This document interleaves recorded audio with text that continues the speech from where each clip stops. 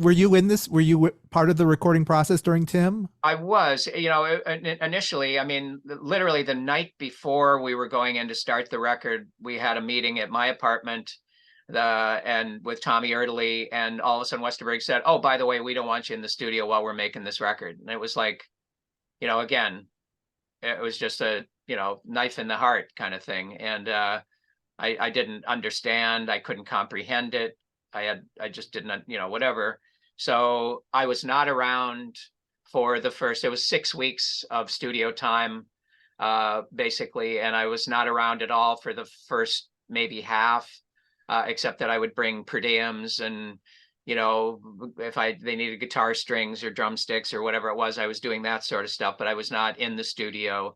And then as the band, after they'd finished the tracking, and it was just Paul and the engineer and Tommy Erdely in the studio, somehow Paul kind of invited me back. And I don't really remember how that happened. I might have been kind of pushy about it, or he might have invited me, or a combination of the two. I don't really remember, but I remember once again, our relationship was, we went through our ups and downs, but we always circled back to being friends, um, and I think one of the key moments was that I had been talking to the A&R guy from Warner's, Michael Hill.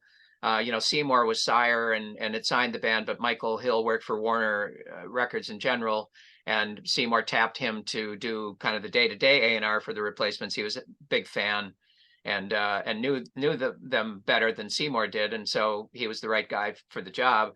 And I've been talking to Michael, and he said to me, "Hey, has Paul done the solo song yet?" And I said, "Well, there isn't a solo song for this, for this record that I know of anyway." And he said, "Oh no, Paul told me he's got one." And that was kind of like weird, because usually I'd be the first person Paul would talk to about these solo songs. And so I kind of went into the studio where Paul was at one point, was kind of going, "So you're holding out on me, I hear. Michael says you got a solo song." And Paul got physically like nervous right away. He got really like uncomfortable. There was no question about it. And I was like, "Wow, what's happening here?" And he kind of like tried to sort of push it off, deny it or whatever for a minute. And then all of a sudden he said, "God damn it. Yep, I do have one, and let's do it. And I got an acoustic guitar here." And we immediately said, "Okay, I want to cover up the window to the control room. Come here." And he and I pulled these big choir baffles that they had in the studio for other, the studio did recorded, orchestras and choirs and stuff. They had these big, huge choir baffles, and we moved them. They're on wheels. We moved them to block the window. And then I pulled one chair to the middle of the room, and Paul sat down, and Steve Felstead, the engineer, brought out a microphone for the guitar and a microphone for Paul's voice. And then he went back into the control room, and I was like, "Okay, Paul, are you ready? Everything, you need anything else? You need a bottle of water? You need a beer, whatever?"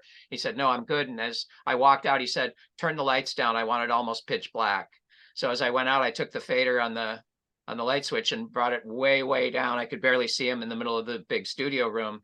And then we went into the control room and hit record, and he did "Here Comes a Regular," and there's three grown men in the control room with tears going down our cheeks. I mean, it was like, one of the most powerful experiences I ever had. It was just absolutely breathtaking. And he did tried a second pass at the vocal. I think we ended up using the second one originally. First one came out on one of the reissues, of course, but yeah, that was a great moment. And I think that was another thing that kind of brought Paul, put the glue back in between Paul and I. Oh man, I was in Nashville last week. I did the tour of the RCA Studio B, and they were talking about Elvis recording "Are You Lonesome Tonight," and it was the same thing. He's like, I'm just gonna." He did. It was late, and he just wanted. All right, turn off all the lights. I'm going to give you one take of this song because I don't know if this is going to be right, but he did it, and all the lights were off, and he sang it, and he did it perfectly, and there you go. And I've heard a little bit of that story before. Here's a little aside. When we actually got to tour Graceland one time on a replacements tour, and on a day off, and this was one of those situations. Famously, Westerberg said at one point, "Hey, we're on tour. We're not tourists." He'd get really mad if you did anything, that wasn't, part of the, you've got to just drive, right. do shows, and then drink. That's what you have to do on tour. But, if Chris and I went to an art museum, he'd get really mad, kind of thing. And so anyway, we wanted to go to see Graceland. And so so Chris and Bob Stinson and our sound man, Monty Lee Wilkes, went to Graceland, and they took us out to, I don't know, have you ever been there, either of you? Mm-mm. They No. took apart from touring the portions of the house that they don't have roped off, they took us to the racquetball court, a separate building that was built out back. Mm. And there was a little lounge area in the front where there was a piano.